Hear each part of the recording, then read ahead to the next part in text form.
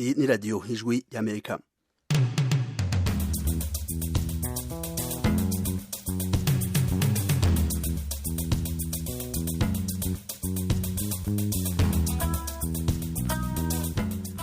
Ijwi ry'Amerika rigiye kubashikiriza ibiganiro vyaryo mu Kirundi mu Kinyarwanda mu Burundi mutwumvira ku mirongo migufi ya shortwave ku metero 19 no ku metero 22 mu Rwanda mutwumvira kuri FM 104.3 mushobora no kudukurikira kuri Facebook na YouTube kuri radio yacu no ku kibanza cacu c'amakuru w'istatu akaburungu radio yacu voa.com.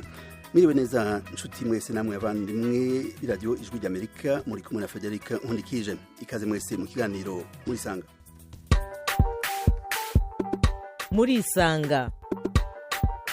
Murisanga ni ikiganiro cy'ijwi rya Amerika kibanda ku bibazo binyuranye byo mu karere k'ibiyaga bigari bya Afurika. Ikiganiro gitumira abantu bo mu nzego zitandukanye bagasubiza ibibazo by'abakunzi b'ijwi rya Amerika. Je ndi mu ntara ya Muyinga aho bita muri commune Giteranyi aho bitatura. Ndi hano Kampala Uganda. Jende mu gisagara cya Bujumbura. Ni ikiganiro kimara isaha kuva saa 10 kugera saa 11 buri munsi kuva kuwa mbere kugera ku cyumweru. Muri leta ya Colorado leta zunze ubumwe za Amerika. Mbanje kuramutsa batumire mwadutumiriye. Nawe turagutumiye. Kurikira ijwi rya Amerika aho uri hose, haba kuri radio, kuri telefone no kuri mudasobwa. Nawe turagutumiye ntuziheze urararitswe buri munsi saa 10. Mu kiganiro muri sanga cy'umunsi tugiye kuvuga ku kibazo cy'inkuramutima cy'ibitigiri by'abana b'abakobwa b'impunzi bafite imyaka iri munsi ya 18 mu bihugu bibanyi by'u Burundi hamwe no mu gihugu hagati bashurashuzwa bagaterwa inda bibandanije kwiyongera cyane cyane mu makambi y'impunzi hamwe no mu bisagara. Naho muri rusangi ibitigiri by'abana b'abakobwa bakorerwa ayo mabi biri hejuru mu Burundi no mu bindi bihugu bibanyi, impunzi z'abana b'abakobwa nizo hanini zigaramiwe cyane n'ico kibazo gifise ingaruka mbi z'umurengera kuri bo no ku miryango yabo. Mu kiganiro muri sanga cy'umunsi twatumiye bamwe mu bakurikirana hafi ico kibazo kugira batuyagire ukuntu bakibona muri iki gihe n'ibintu babona byofasha mu kurandurana n'imizi inyifato nk'iyo yo gushurashuza abana cyane cyane abigorewe bahanzwe na byinshi mu bihugu batsimwo ubuhungiro. Muri iki kiganiro rero turi kumwe na Ines Kidasharira ari i Bujumbura mu Burundi. Ines Kidasharira n'umumenyesha makuru y'iradio Isanganiro kandi n'umwe mu bakenyezi bo mu Burundi ahanira ineza y'abigeme n'abapfasoni. Muri aho Ines Kidasharira? Namahoro cyane Frederic, akantu gatoya motora naho je n'umumenyesha makuru wa radio Isanganiro ariko no munsi sinkikorera iyo radio. Yego ni vyiza cyane gose. Turi kumwe kandi na Leopold Maroha aho mu Burundi ahoze hari mu mpunzi mu Rwanda mu ikambi ya Mahama ubu ari Bujumbura mu Burundi. Mwiriwe neza Leopold Maroha? Mwiriwe neza nyako Frederic, mwiriwe neza nawe Ines Kidasharira. Abaramukije n'abariko batwumviriza bose. Murakomeye ngaho? Turakomeye. Ego tuba turi kumwe kandi na Mubeza Pamela we wari muri Canada muri aka kanya ntituramubona ariko nibaza ko tumubona. Arafise akanya gatoyi naho ari mu mirimo yiwe y'uyu munsi araza kuboneka mu kanya. Reka rero dutangure kuri mwebwe madame Ines Kidasharira, mu majambo make cyane gose ico kibazo mu Burundi cifashe gute? Ikibazo c'abana bari munsi bafite imyaka iri munsi ya 18 bashurashuzwa n'abantu batanganya imyaka eka bakabateza inda, ico kibazo caba cifashe gute muri iki gihe? Ico kibazo kiravugwa cyane muri kino gihe hano mu Burundi. Ariko ibiharuro nashoboye kuronka ibiharuro byerekeye abana basanzwe bari mu mashuri.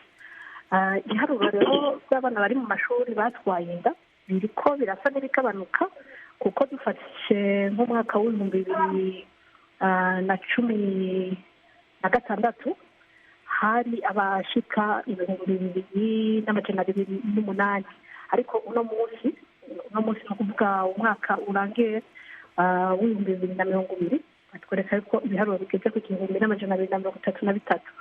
Ni ibiharuro twovuga ngo biriko biragabanuka ariko ubiravye ukabiraba neza ucubona yuko abana naba bashoboye kumenyekana kubera yuko kumbure baba batohoje nayo ubundi hariho abahitamo guheba amashuri batavuze impamvu zitumye baheba, ugasanga kubera gutinya kumaramara n'ibindi bahisemo guheba ishuri hakiri kare bakavuga ibindi byitwazo ubukene n'ibindi kugira ngo ntibashobore ntibamaramazwe. rero ubundi ibiharuro ntitwavuga ko biri hasi cyane kuko gushika ubu naho buba abanyeshuri 10 cyangwa 15 turavye yuko abana babigeme n'ubundi bari benshi rwose mu mashuri barangiza amashuri yabo baronka akaryo ko kuyarangiza biguma ari ibiharuro tuvuga yuko ari byinshi cyari bikwiye kugabanuka cyane. Egobe Leopold Maroha, ico kibazo caravuzwe cyane gose mu makampi impunzi, aha twavuga nk'ikampi mwari mu Mahama mu Rwanda. Murashaka kutubwira ukuntu mwabibonye ico gihe mwari mukiriyo? Yakwa Frederic, ibyo bintu byari bihari cyane. Jewe narabaye mu kampi impunzi ya Mahama, naramaze igihe kirekire, naranahigishije mu gihe cya stage, narigishije umwaka wose muri iyo kampi ya Mahama, aho twabona n'abanyeshuri twigisha baza bafise inda bikadutera amakenga cyane. ukabona umwana yiga mu w'icumi muri sinyafo afise inda, bamwe bagahitamo kujya kurongorwa bakubaka. Rero n'amashyirahamwe akorerayo twarayobewe icyo bakora twebwe, ugasanga umuntu arubatse ntarakwiza imyaka, ugasanga byari ibintu bibabaje cyane. jewe bamwe rero hariho n'ibintu baca bitwaza bagaca bajya kongera akarangamuntu zibaduza imyaka kugira ngo amategeko ntahane abazibateye, bapfume babane n'abazibateye mugabo amategeko ntabahane. ibyo rero byarabaho cyane, byarabonetse, ibitigiri byabaye byinshi cyane ku buryo ushobora kuvuga twasanze mu bisanzwe tuzaba dusanga abahunze bari munsi y'abavukiyeyo. icyo kintu cyabaye cyane rwose kandi biteye ingorane cyane rwose, biteye n'umubabaro. Yego turagaruka ku ngaruka ibyo byose bigira ku bana bakiri bato, ariko imbere yaho nashaka tubumvishe bimwe mu bivugwa n'abo bana baterwa inda n'abantu basa n'ababarusha imyaka, eka kandi bagifise nk'imyaka iri munsi ya 15 munsi ya 18 16. Reka dutega amatwi bamwe muri ubukene, nkavugamwo ubuhunzi, nkavugamwo kuba umuntu agufise ko ububasha ari mu kazi canke mu ishuri. nabyo ifite 14 sinarinzi ngo kuba umubyeyi bimeze gute, biragenda gute. donc ntarwo nzi umwana ndamukunda gute kuko nanjye hari urundi rukundo nayo ikeneye ku babyeyi. Ines Kidasharira, umushana Leopold Maroha atubwiye ko hariho n'igihe abo bana basanga bari kwaraduza imyaka kugira ngo bakoreye ayo mahano ntibahanwe. Hari abantu bamaze gufatwa canke bamaze gukurikiranwa n'ubutungane kubera inyifato nk'iyo bagira ku bana b'abakobwa bafite imyaka mike cyane gose. Nabo ndumva bafashwe. Inyuma ibiharuro nabahaye ibiharuro biri mu mugambi w'igihugu wo kurwanya izinda zitifuzwa mu mashuri, icyo bise stratégie nationale de lutte contre les grossesses des élèves. Alors aha muri uyu mugambi, muri kino cegeranyo icegeranyo cyo mu mugambi barerekana yuko ibice bishika nka 37% by'abo bana baba batwaye inda baheza bagakangishwa cyane kuja mu ngo kugira mariage, kimwe twita mariage précoce. Nuba rero yuko ikintu gihari kuko byavuye mu bantu bagiye barabaza hirya no hino bati none mbega iyo umwana atwaye inda bigenda gute. 37% n'igice kimwe bishuye bavuze bati benshi usanga basunikiwe kuja muri izo ngo batanga kivuye wanashima hamwe. Rero n'ibice 35% bo bavuga bati niyo bagumye muhira iwabo usanga bafashwe nabi cyane. Bigaruka hahandi nyene basanga bonyene bagiye kwigemura canke kugenda muri izo ngo, ari nabyo rero bihinde ku muzi waya mabi nyene twumva akorerwa abantu b'abakiriya. Ni shino tanga kuri ico kibazo cyane mfatiye ku biharuro bihari gushika no munsi. Ego Ines Kidasharira mwavuze ko ibitigiri bisa n'ivyagabanutse kenshi na kenshi akaba ari uko bidatangazwa bishobora kuba bihari ku bwanyu ikintu gituma abantu ivyo bitigiri bibandanye mwavuze ibitigiri birenga igihumbi n'ayandi igituma ivyo bitigiri biguma vyongera kandi ico ari caha gikomeye gihanwa n'amategeko mu bihugu nka vyose ku bwanyu ni nkibi ikibazo ca mbere nibaza ko igituma ca mbere nuko hari nuvuga ngo gukingira ikibaba abantu baba babikoze kuko urumva no mu bibazo bagiye barabaza nk'abo banyeshuri urasanga kenshi baratinya kuvuga nk'ababateye izo nda kuko usanga harimo abigisha babo harimo abarezi babafise ko ububasha cyangwa ugasanga harimo abamotari cyangwa ugasanga harimo abadandaza bo muri ako karere n'abantu bafite ububasha bubasumba ubw'abo bana uca usanga abo bana kenshi batinye kuvuga bati naka canke naka yankoreye icyo twakwita nyirango vyamfura mbi ico nyafashe ku ngufu rero ivyo bica biza kudahana kuko ntawubahuka kwitwara canke ngo ashobore guhagararira abo bana mu butungane ngo bashobore kugira kuko hari ibiharuro bitari byinshi cyane vyerekana abigisha bavuye mu kazi bakuwe mu kazi kubera ico caha co gushurashuza abana bari basanzwe bajejwe kurera mugabo ntitwumva ko ari ibintu bishemeye gushika uravye ibiharuro by'abo banyeshuri baba batwaye ubunda butifuza ni ukuvuga rero ngo ikibazo ca mbere ni kudahana canke kutubahuka no kuvuga hanyuma ivyo vyo ndabiha imikure bijanye no kungene ikintu c'imibonano mpuzabitsina ari ikintu nuvuga ngo kitavugwa canke c'ibiterasoni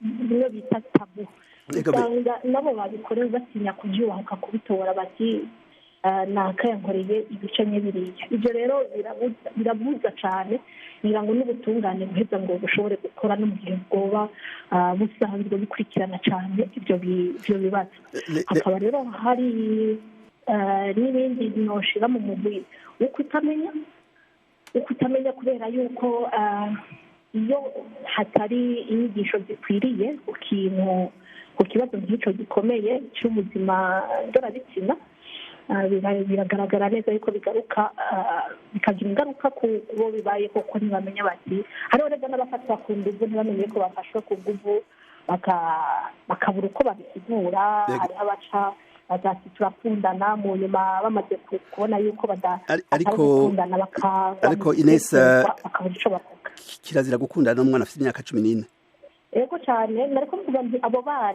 bana b'imyaka 14 kubera yuko badafite ubumenyi bukwiye bataronswa ubumenyi bukwiye ntibaheza ngo bamenye gutandukanya icyatsi n'ururo kuko ngamutse kandi muri bijya biharuro bitangwa n'ujya mu nacyo cegeranyo ca leta barerekana yuko abenshi mu bo babajije bashika ku bice nka 46 hamwe 50% bavuga yuko kimwe mu bituma izo ndazigurirana ni uko hatariho ikirango hagati y'abana n'ababyeyi ababyeyi nabo nibo bari basanzwe ariko Ines Kidasharira ababashurashuza barazi ko abo bana baba bafite imyaka 14 abo babashurashuza baba babizi nabo bikika mu kiza cyo kutamenya kw'abo bana nabo babyeyi kumburengira ngo bataba bayaga kenshi na kenshi n'abana babo yego mushana Leopold Maruha igihe mwari mu ikambi ya Mahama hari abantu bashobora kuba barafashwe kubera ibitigiri vyatangazwa n'ibitigiri bitari bike cyane gose hari abantu baba bamaze guhanwa kubera ivyo vyaha yego nyakwa Frederic reka ndakubwiza ukuri nk'uko Ines Kidasharira yaje kwivuga turaze ibitigiri byabo byashikira n'abahanwa ni bito cyane hamwe no vuga nta na 1% nta na kimwe kwijana c'abahanwa ndavuga yuko kubera ko umuco w'ikirundi hari ibintu kizira kuvuga hariho n'ababikorerwa bagashima kubigira ibanga sivyo ukazana twayinda bamubaza gahora hariya mu Rwanda hoho amategeko arakingira abana cyane gose agombe baye twayinda giziki ashimye kwihorera baramureka abavyeyi kandi ntibamukorako abavyeyi ntibari bumwegere ngo bamubaze polisi ntimuhana agaca ashima kubihora we agatwara iyo nda akazoyivyara kandi amategeko yari mu ikambi hari ukuntu yabafatiye yaca afata neza ahubwo umuntu atwaye inda wamenga ahinduye statut yaca afatwa neza gusumba sivyo kubw'amajya amashyaka amwitaho ariko ntibamwiteho mu kumukurikiranira ibintu mu butungane bakamwitaho mu bintu by'ubuzima gusa aho rero je niho tutahuriza n'ayo mashirahamwe aho gukurikirana ngo bamenye uwabikoze bamuhanishe hanyuma habeho kirazira ibyo ntabyo bakora ahubwo bitaho gukurikirana ubuzima bw'uwo mwana atwaye inda n'uwo azobyara ibyo rero nibyo byantangaza cyane je nari umwigisha narigisha umwaka wose wa 2018 2018 wose nabo maze nigisha mu kandi ya Mahama nari muri stage nukuri narabona abanyeshuri baza bafise inda zibananiye ngasanga umunyeshuri yiga mu w'icumi yasinya for afise inda imunaniye agusaba uruja gutaha 5 abandi bataha 7 agusaba uruja gutaha 4 kandi twari ubwije kubaha nyene kuko ubuzima bwe urabona ko bugoye hanyuma kandi hariho n'amashyirahamwe yabakurikirana ariko icyari kibabaje ngo bangaruka ko ntibigera bikurikirana mu butungane je ndibuka ko twigeze bya formation narigeze bya formation muri American Refugee Committee AFC bijanye na prévention des violences basées sur le genre SGBV yego sivyo ico kibazo twarakibajije tuti none kuki mutwigisha ibi hanyuma twatubona abana bacu baguma batwarinda hanyuma abazibatwaza ntibakurikiranwa mu butungane ahubwo aho gukurikirana abazibatwaje bakurikirana abana bonyene n'abazovuka ariko muterekanye kirazira niyo mpamvu ibintu biguma bigwirirana ivyo mushana here Paul ivyo sivyo bituma uyu muco eka iyo nyifato idatuzwa ivyo birimwo ikindi naco ngira ngaruke ko ni bwa bukene umuntu agufize ko influence hariho umuntu aba yaguhaye akazi ivyo byarabonetse sivyo umuntu ugasanga yaguhaye akazi agutwaje inda cyangwa kuvuga ati ceceka nzo gukurikirana nzo guha ibirezo by'umwana nzo gukurikirana mbwa ntuvuge sivyo bimwe bita gucecekesha umuntu ivyo byarabaho cyangwa ugasanga ni bimwe nyene byo kutamenya kw'abana umuntu amuhenze ngo barakundana narakwiza imyaka wa wundi mube gito yitaye kutamenya ko umwana muteye inda hanyuma amuhenze muri bya bindi byo gukundana akaguma amuha akamubwira ati nzoguha ibirezo nzogira iki wowe ceceka nta kibazo sivyo cyane agashaka ati genda urondere karangamuntu yemeza ko ufite imyaka ikwiye hama ucuza mu nzu tubane ivyo byose birabaho byarabaye ariyo iriya deka byabayeho sivyo ivyo rero ibyo byose bikubiye hamwe je ndavuga nti harabuze abantu bashobora kubirwanya donc ubukene bugatuma umuntu naho yoyitwara aceceka sivyo kubera influence ikindi naco kutamenya kw'abana hanyuma ikindi naco hagacaba complicité icyo navuga gukingira ikibaba bivuye mu muryango w'umwana sivyo wa muntu kuri sense waza agenda akabwira umuryango wa mwana ati mucecekeshe ndabaha ibi nibi sivyo hama mubeshe ko mutamuzi uyu munsi mwikandi ya mama hariho beaucoup d'enfants abana benshi aperenkoni b'abavyeyi bavuga ko abavyeyi batazwi benshi cyane izo kazi yarojitse nyinshi cyane z'abana bavuga ko abavyeyi batazwi kandi babyagwa n'abana batarashita 18 ivyo kandi nyinshi cyane ariko nta solution nta muco n'umwe urigera uboneka nico kibazo reka tubibutse inshuti mwese ko muriko murabandanya kumviriza iradiyo ijwi ry'Amerika turi kumwe na Ruhamya Ali muraho Ali yego muraho neza muri hega Ali yendi Kigali ariko Kimironko yego murafite ikibazo murafite icyumviro turiko tuvuga cyane ku bantu bakuze bashurashuza abana bakiri bato bafite imyaka iri munsi ya 18 eka gushika no kuri 14 murafite ikibazo icyumviro mu kanya gato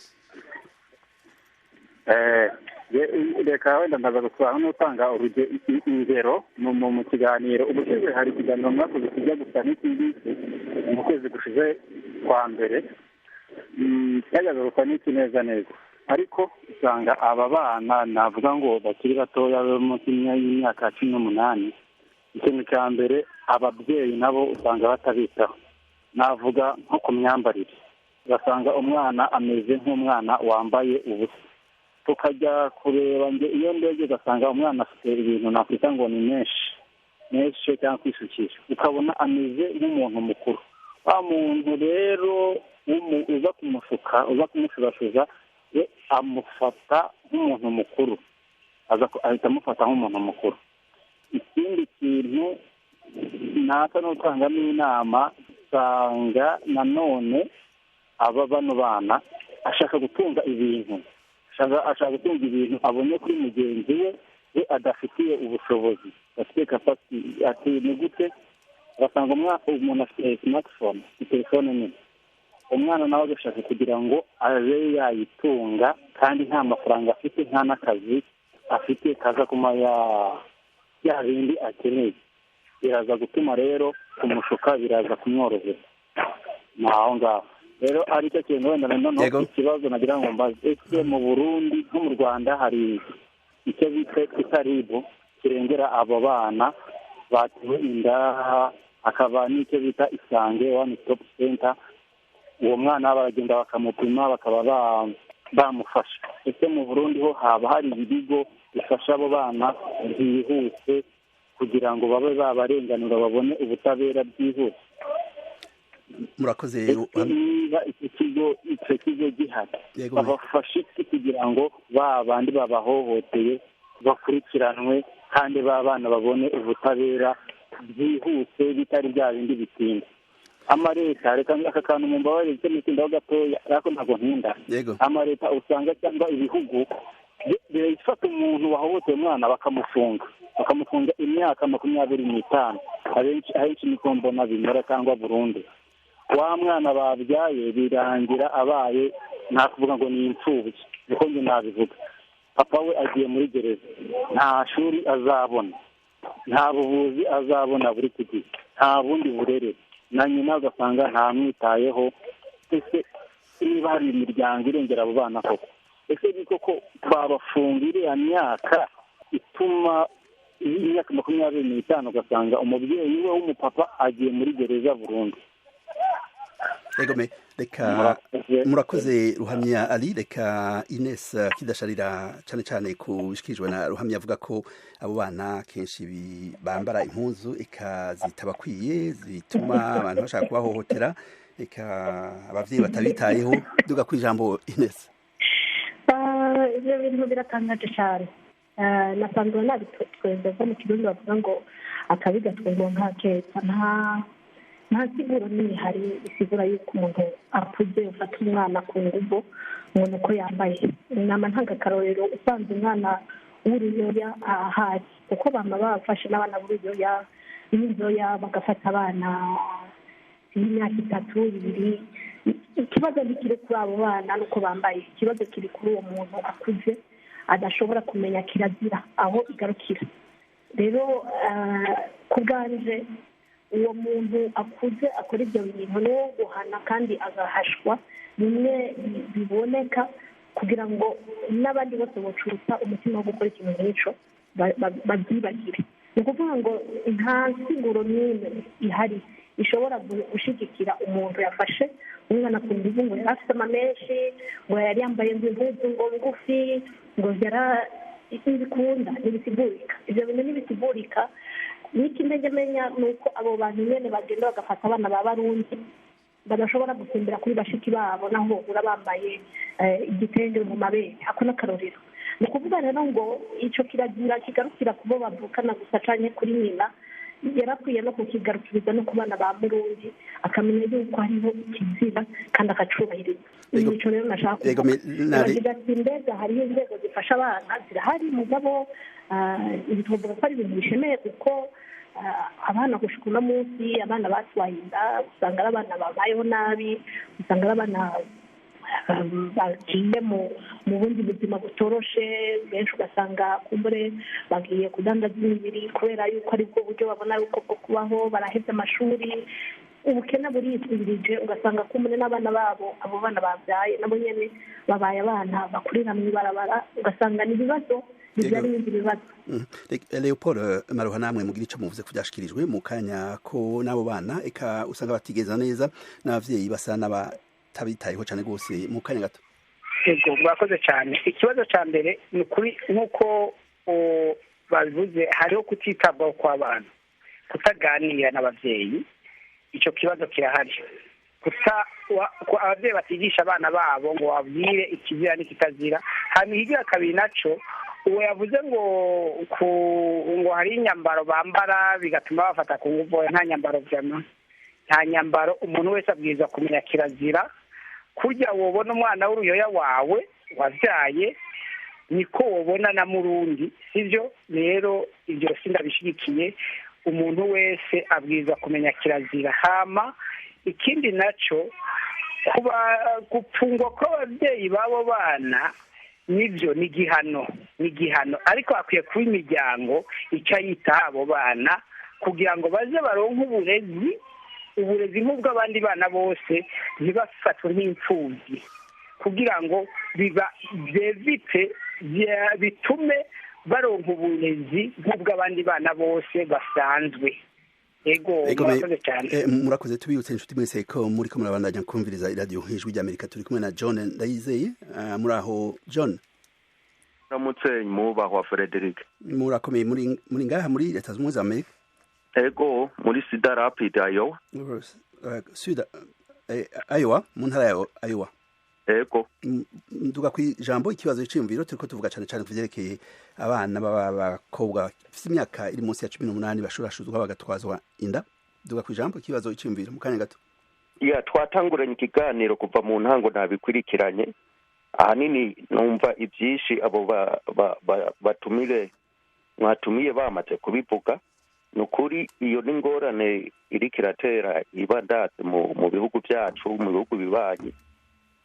Nta kindi kibituma atari ubukene. Hanyuma ikindi naco gigira kabiri, hariho uwabivuze umumama ari mu gihugu c'u Burundi, yabivuze neza. Ingorane hari n'ukudahana.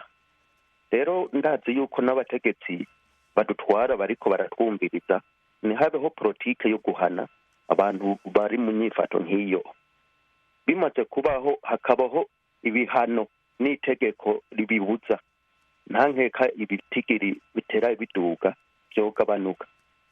Ikindi naco kandi, imico yaratitutse mu bavyeyi, kuko ndibuka je nkikura nta mwigeme yigenza kwibarabara, yama ari hagufi ya nyina wiwe, agakura yumva impanuro yiwe, akamuhanura ati mwananje iki kirazira, iki ntibakorako, ntubandanye, ati kuko mu minsi uzoja kubaka niwabandanya n'iyi myifato bizokugora iyo ugiye kubaka. Kigira kangahe naco nuru ruhendo rw'amatelefone y'iki gihe. Urabona ubu uri kuraraba nka jewe aho mperuka mu Burundi mu mwaka uheze, umwana w'umwigeme wese aho wamubona na itelefone iteye ubwoba ikomeye, ca wiyumvira ati none umuntu ko ari mu miryango ya za ruguru, aya mahera yaguze iyi telefone ava hehe? Naho rero intandaro ziba. Urabona abantu barababesha ati je ndaguha amahera ya nanaye, ndakugurira telefone, atariko duce dukora ibi n'ibi bidashoboka by'ubuhumbubi. Nta kindi je mbona norenza ko ibindi abatumire bamaze kubivuga neza, kandi bagushije ku ngingo nyene nyayo ituma iri bara ritera biba ndate mu bihugu byacu. Urakoze John Ndayizeye. Reka tugaruke ko kuri Madame Ines Kidasharira. Ku bwanyu hari ingingo zofatwa zotuma zihasha abantu bose bakora ibyaha nk'ivyo bakabikorera abana bakiri bato? Ego cyane, ingingo zo gufatwa zirahari. Ubwanje iya mbere hariho itegeko risanzwe rihana rigwanya amabi afatiye ku gitsina.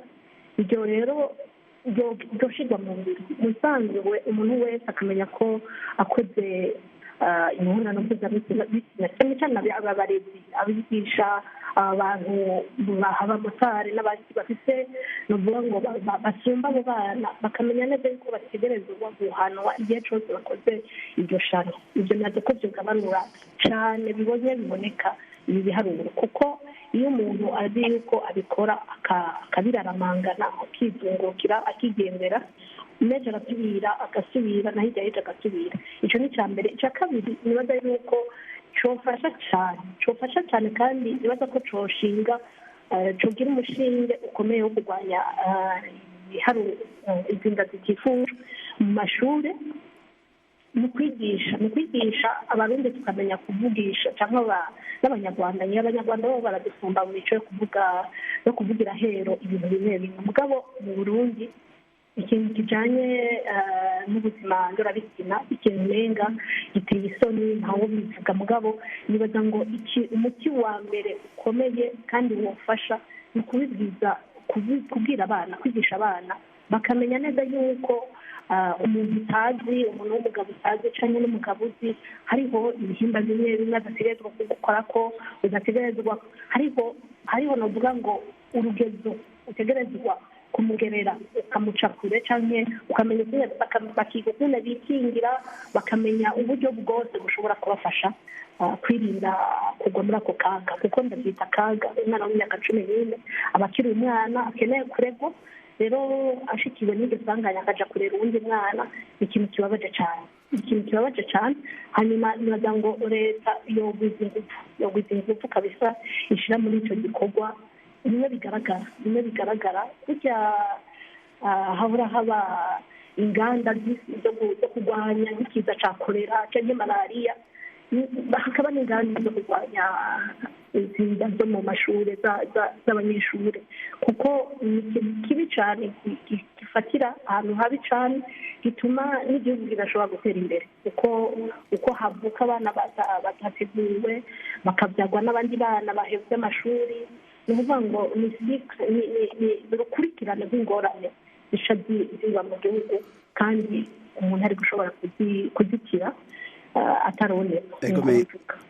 murakoze Ines. ndabona na madame Mubeza Pamela ashitse mu kanya turamuha ijambo, ariko imbere yaho nashaka n'umushikirantahe Paul Maruha turi kumwe ngaha nawe nyine abanza tubwire ibintu abona bimeze nk'ingingo zofatwa zohasha abantu bose bashurashuza abana bakiri bato bafite imyaka iri munsi ya 18. ego icya mbere nyakubahwa Frederic murakoze ko makanya je nagira mvuge ikintu cyo kudahana kugwanywa bimwe byivuye inyuma, kuko twumva umwana yafashe ku nguvu ariko uwabikoze acagenda yumvikanye n'ababyeyi abahangana gutya bavuga ibi bagaca baceceka. ibyo n'ababyeyi bakwiye guca amahanga mu bisanzwe. iyo bigenze gutyo bari bakwiye guhanwa n'uwabikoze n'umubyeyi, kuko umubyeyi yakiriye amafaranga y'umwana, umubyeyi ntabwo ari umubyeyi. icyo kintu gikwiye bakwiye gushyiraho ibyo bihano, amategeko bakayakomeza. hanyuma ikindi neza kubaho urwego ruje gukurikirana ibyo bibazo. umwana avuye mu ishuri kubera inda bamukurikirana bakamenya uwabikoze, batitaye ku babyeyi bakamenya uwabikoze maze bakamushengeza. ubwo rwego akaba ari gushengeza bitarinze kurindira ababyeyi, kuko ababyeyi akenshi baca bahabwa ayo mafaranga bagaca bihorera, umwana akazoca agenda agaherera iyo, sibyo? hanyuma uwabikoze amaze guhanwa hakwiye kubaho urwego rujejwe gukurikirana abo bana ntabivuze. ibyo komsa byoshobora kugabanya izo nda zititawe zitifujwe. hanyuma irya kabiri nacyo hakwiye kuba kwigisha mu mashuri, hakabaho kwigisha ikintu kijanye amagara irondoka rijanye n'amagara meza, bikigishwa ku mugaragaro atazi guhisha. abana bakamenya. nka je narigeze kugira formation mu baskuti niga mu w'icumi ndibuka, twagize formation mu baskuti ijanye na santé de la reproduction, kandi byadufashije abantu benshi. twace tugenda kubyigisha mu mihari, twari dusanzwe turongoye icyo gihe vema byadufashije cyane. rero dukwiye gukuraho icyo kintu bita kugira isoni ryo kuvuga ibintu, kuko iryo soni tugira abandi baca muri uko kutamenya kw'abana bakabakorera ivyo muga mu gihe umwana azoba azi ati ngaha kirazira ko bahankora, kirazira ko nkora ibi, kirazira ko nkora ibi, kirazira ko bashikisha ibi, muri ico gihe bizogabanya izo nda zitifujwe. Murakoze cyane. Murakoze cyane rwose. Reka turabona n'umufasoni Pamela Mubeza ashoboye kuboneka mu kanya gatoya cyane rwose. Muri aho Pamela Mubeza? Amahoro. Murakomeye? Ego. Pamela namwe murakomeye, murakoze kumpa ijambo. Ego me. Murakoze kudutumira. Ikaze mu kiganiro muri sanga. Pamela Mubeza ari mwishirahamwe rihanira agateka k'umuvyeyi aba mu gihugu ca Canada. Mu kanya gatoya turi kumwe na Ines Kidasharira na Leopold Maruha, bose bari mu Burundi. Turiko tuvuga cyane ku vyerekeye nkuko twabiganiriye ku vyerekeye bashorashuza abana bakiri bato bakabatwaza inda. Nashaka mugire ico muvuze namwe, ndabona ko mwaje mutevye, ariko nashaka mutubwire ukuntu ikintu cokorwa kugira ngo ico kibazo n'ikibazo musanzwe mukurikirana, murakizi cyane rwose, ibintu mwebwe mubona vyokorwa kugira ngo iyo nyifato y'abagabo bashorashuza abana bakiri bato igirwe umuziro. Eka mubona ku bwanyu hoko wiki mfasoni Pamela Mubeza? Ego, murakoze cyane, ndabashimiye kuba mwashoboye gufata akanya ko kugira ngo dushobore kuganira kuri ico kibazo gikomeye cyane. Ico ndabivuga ko rero nuko ahanini twe dushaka turafite ukuntu dushaka gukuraho ikibazo kimeze, eka ntanga akarorero, kimeze nk'igiti, igiti kigakura kikagira amashami. Twe tugaca dushaka tuti iki giti tugikureho, tugaca duca ayo mashami tutakuyeho imizi rero mvuga ni yihe, nuko mu mico n'imigenzo y'ikirundi usanga ari ibintu tudashaka kuvuga, dushaka kubifukira, mugabo bikaguma biriko biratwicira abana, bikaguma biriko bica urwabuka rw'abana babigeme. Ico ndabivuga ko igituma mvuga uko nuko mumaze kubibona yuko mu mashure hariho ibihano bifatirwa abana batarakwiza imyaka iri mu bigero, batarakwiza imyaka 18 iyo vyashitse bagatwara imbanyi. Ibihano birahari mu mategeko agenga amashure, mu kibano, mu bagenzi, hose hariho ibihano. Mugabo dushizeho ibihano tutatoye, mbega izo mbanyi bazitwara gute, biva kuki? Icambere rero kikaba ari uko umwana w'umwigeme ntibabona ko ari umwana, ntitubona ko ari umwana, ntitubona ko akwiriye gukingirwa.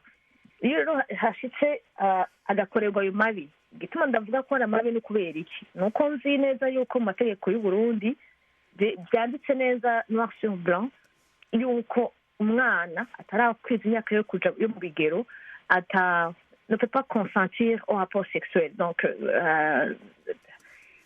adashobora kwemera, adashobora kwifatira ingingo yo kugira ngo ashobore gukora amabanga y'imibonano mpuzabitsina.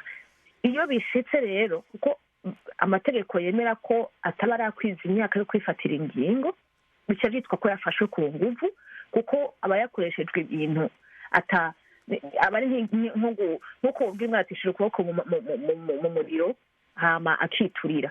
Donc amategeko rero aho kwiga guhana yari akwiye kwiga gukingira, kuko aremeza neza yuko abana iyo myaka batarayikwiza bari mineur, baraba bagikeneye protection, ntihaba haragera yuko bafata ingingo.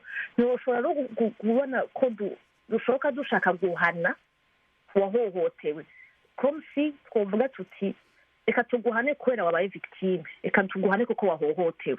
Nico numva nashaka kuvuga.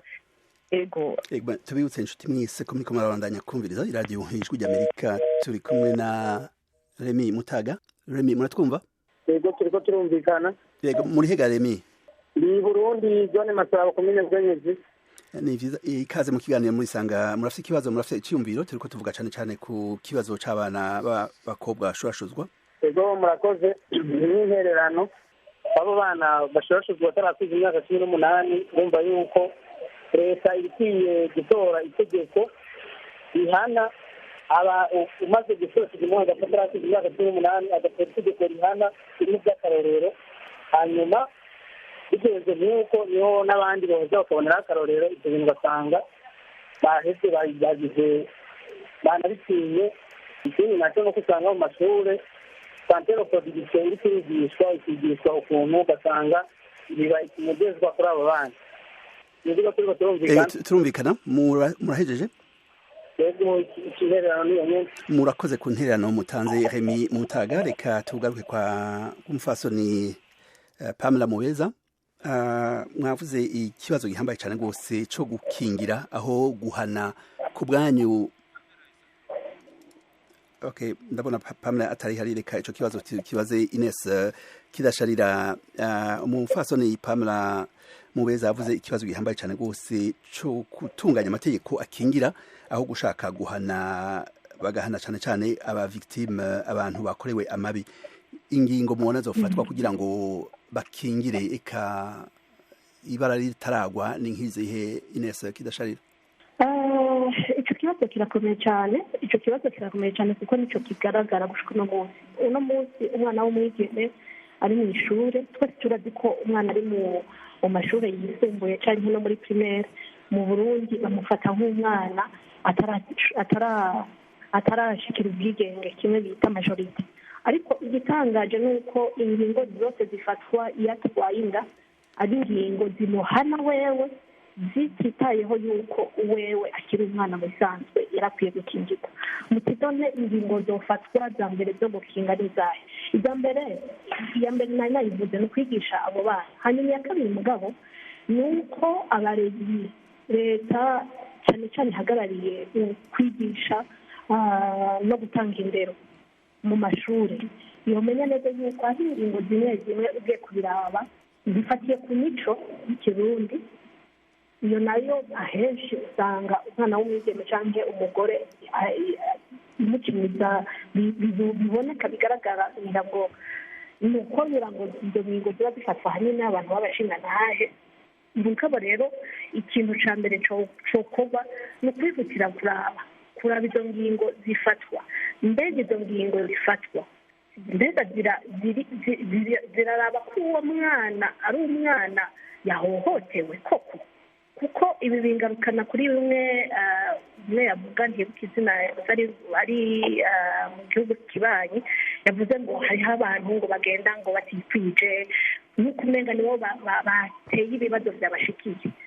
Rero icyo ni cyo kintu cyane cyo guhindura mu mitwe y'abantu sinzi umwene kizogenda mugabo ikintu cyo guhinduka mu mico n'imigenzo no mu mitwe ukumwe dufata abana bacu kikabanza kigahinduka cyane cyane abana b'abakobwa mbega tubafata gute, kuko umwana w'umukobwa ni umwana kujya ko umwana w'umuhungu ashobora kurira nko ku ishami agasimba ku giti ugasanga yavunitse ukuboko. hama ntuhava umuhungu usimira ahubwo umukubite yavunitse ukuboko ahubwo wihutira kumutwara kwa muganga. n'umwana w'umwigeme nuko dukwiye kumufata tugafata tuti umwana w'umwigeme iki kibazo kituraba twese mu bisanzwe gufata ingingo zimucinyiza cyangwa zimuhotora gusumba tukihutira gufata ingingo zimufasha kuva aho hantu muri ibyo bibazo arimwo zizamufasha kutabishika muri ibyo bibazo kudashika muri ibyo bibazo. ibyo nabyo bizashoboka ari uko dushoboye guhindura uko nyine twiyumvira ibyiyumvira mentalite kumwe dufata abana nibona gute. Leopold Maroha mukanya turagaruka kuri wewe kuri ico kibazo ariko reka tubanze duhe ijambo umunywanyi w'iradio ijwi ry'Amerika Fabrice Musirigana. Muraho murakomeye? Ego amahoro muri hega Fabrice? Ego mwijenda rya Bururi muri commune Tonga. Vyiza cyane gose ikaze mu kiganiro muri sanga murafite ikibazo murafite icyumviro? Ego je nisho naterera. Yego. Hama kuvyerekeye ibyo by'agateka ko umwana w'umwigeme. Hello? Duga kwijambo turakumva.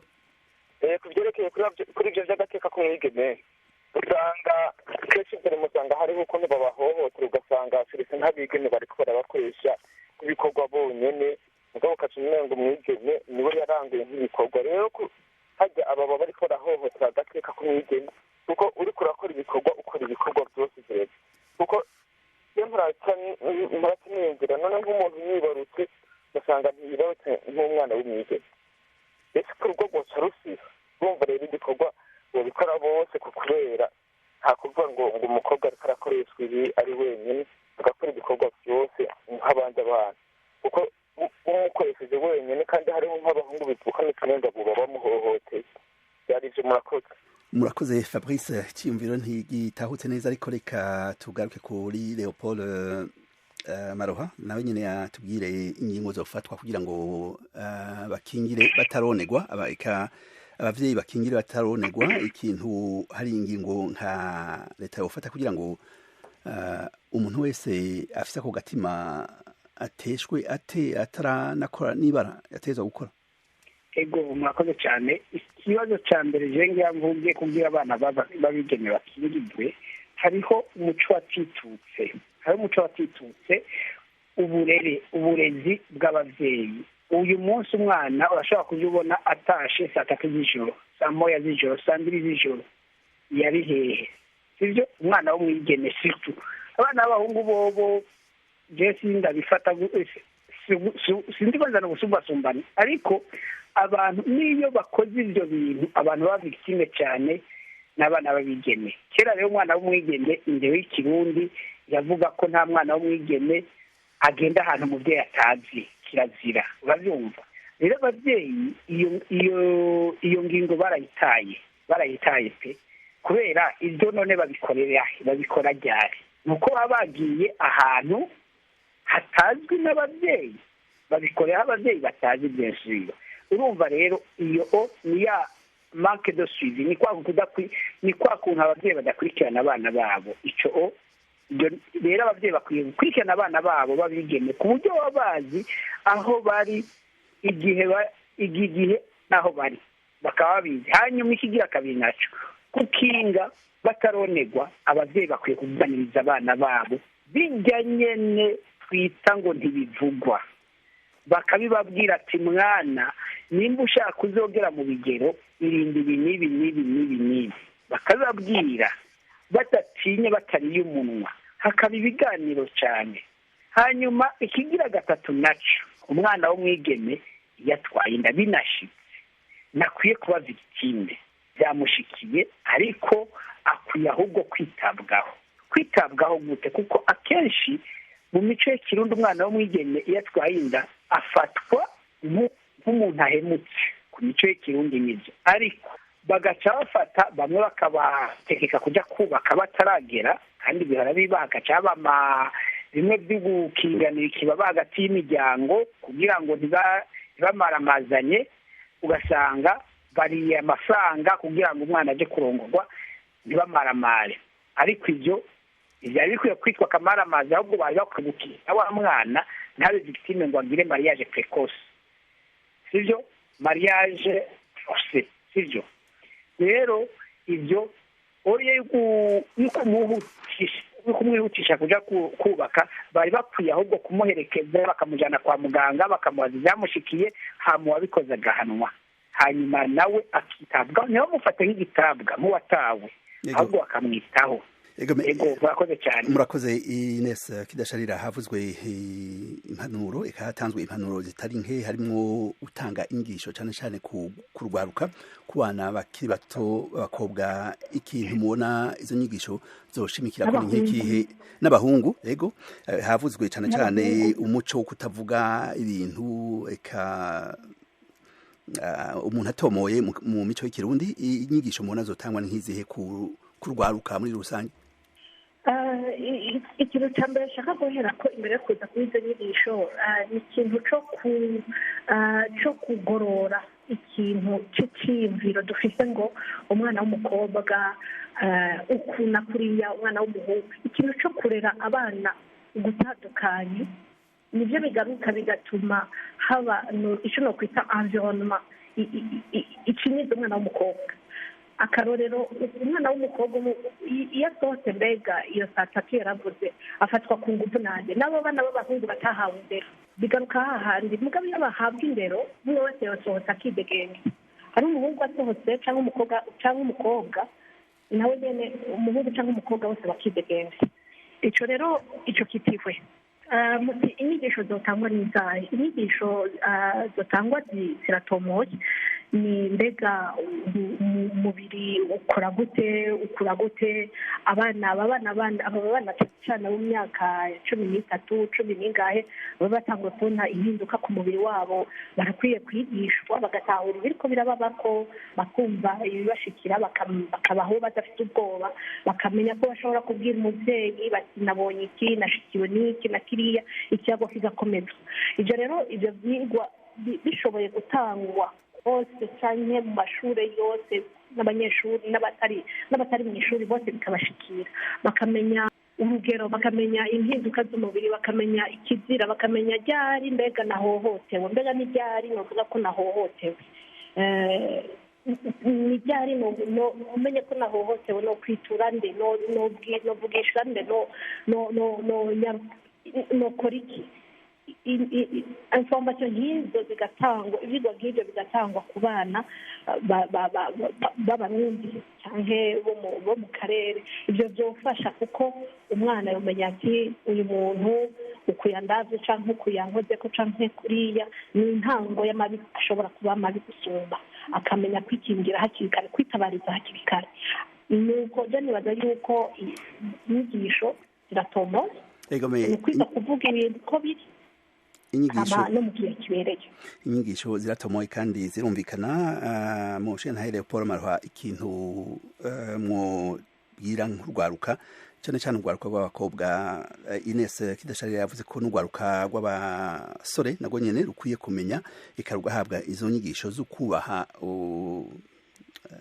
ubundi badasangiye igitsina mu majambo make cyane rwose Leopold Maroha akamumotera ubwo gwaruka kugira ngo gwirinde ivyo byose bishobora kurushikira twavuze ko ingaruka ari cyane gose kenshi na kenshi usanga bava mu mashure akamumotera nk'ugwaruka cyane cyane ugwaruka rw'abana b'abakobwa n'inkaka ego murakoze cyane yambuye muri make icambere coco nuko rwabugwaruka rw'abakobwa rw'abigeme rwabugwaruka rw'abahungu bose bakwiye kwigishwa icyo imibiri yacu igejwe gukora n'ingene ikora kuko hari n'abo bakobwa hari n'abo bigeme badahohoterwa n'ababarusha ububasha cyangwa babarusha imyaka bagahohoterwa bagabikora n'abo bangana ibyo mu mashuri birakunze gushika ugasanga bose ni abaminere sibyo ni abantu batarakwiza iyo myaka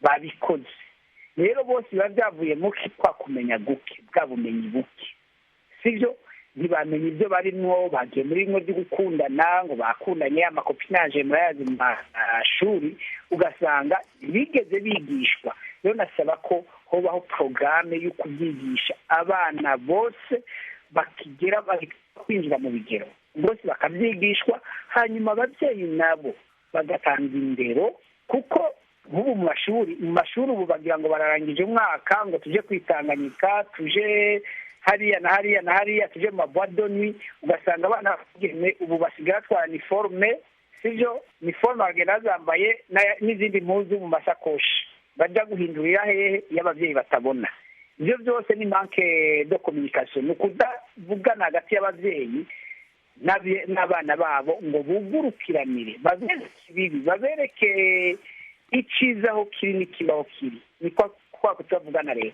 abavyeyi bakwiye kugurukiranira n'abana babo baba abahungu canke abakobwa kugira ngo bamenye ikizira n'ikitazira bamenye icyo kubaha ego murakoze cyane murakoze Leopold reka ndabona akanya kariko karatujana ariko turafise uwundi munywanyi w'iradio ijwi ry'Amerika Innocent Wimana mwiriwe neza mwiriwe mu kanya gato Innocent Wimana ikibazo cy'imviro turiko tuvuga cyane cyane ku bantu bashurashuza abana bakiri bato bafite imyaka iri munsi ya 18 duga kwijambo ikibazo cy'imviro icyo nobona abantu bashurashuza abana bafite imyaka 18 kenshi biva ku bukene n'inzara cyane cyane nk'abo bari mu mpunzi mu makambi atandukanye biva ku nzara n'ubukene kubura icyo bifashisha mu muryango icyo nusaba rero bubaha nk'inyigisho bakabaha inyigisho bakirinda abo bahungu bakirinda nyine nabo bahendesha utuntu tujya tuntu tujya na turiya kenshi birava no mu nzara bakashyiraho nk'umujeje kwigisha nk'ugwaruka ngaho mu nkambi kugira ngo baje barabarinda inda z'ishushu zitagira abagabo ngaho iki nicyo cyiyumviro narifise.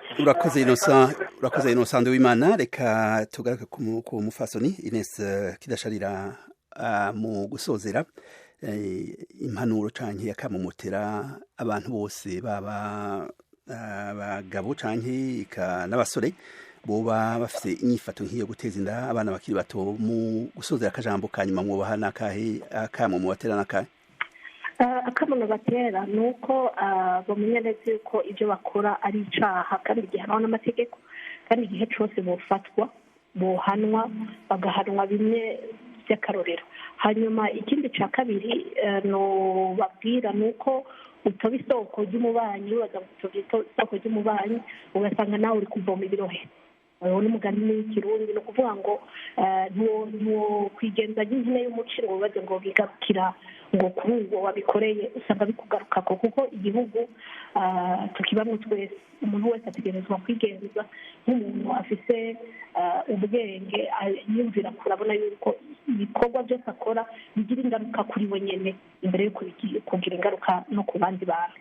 hanyuma ikindi cya gatatu genera kamo leta, ababyeyi, abantu bose bafite urugingo bafata yuko by'ukuri two kwikubita agashi tukamenya neza yuko kutavuga ikibazo, kudahagurukira ikibazo, kutavugira hero ibibazo bimwe bimwe nk'ibijanye n'ubuzima ndorabitsina bigatuma ikibazo kihava, bituma ikibazo ciyongera.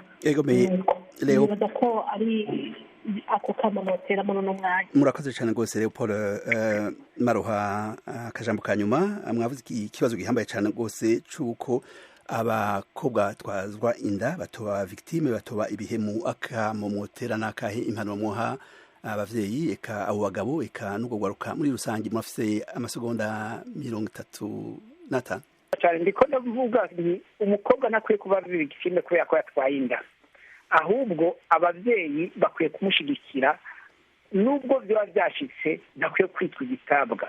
ikigira kabiri ni uko abo babikora nabo bakwiye guhanwa bimwe by'akarorero, hakaba kirazira hakabaho guhasha. ikigira gatatu ni uko ubwo rwaruka rwose, kuko navuze yuko hariho n'abatwaza inda n'abo bangana bakira bamenyere bose, ni uko bakwiye kwigishwa, hakabaho inyigisho, hakabaho porogaramu mu ishuri, hakabaho porogaramu ijanye ikibazo tuzokibandanya. Leopold nashaka ndabashimire cyane rwose, nshimiye kandi na Ines Kidasharira eka na Pamela Mubeza ashoboye kuronka akanya gatoyi. turashimiye abanywanyi bose b'iradiyo Ijwi ry'Amerika baduteye akamo bagashikiriza ivyiyumviro eka n'ibibazo. tukaba namwe tubashimiye mwese mwakwirikiranye ikiganiro cacu cy'umunsi muri Isanga. mugire amahoro n'umugoroba mwiza, mubandanye mwumviriza ibindi biganiro by'iradiyo Ijwi ry'Amerika.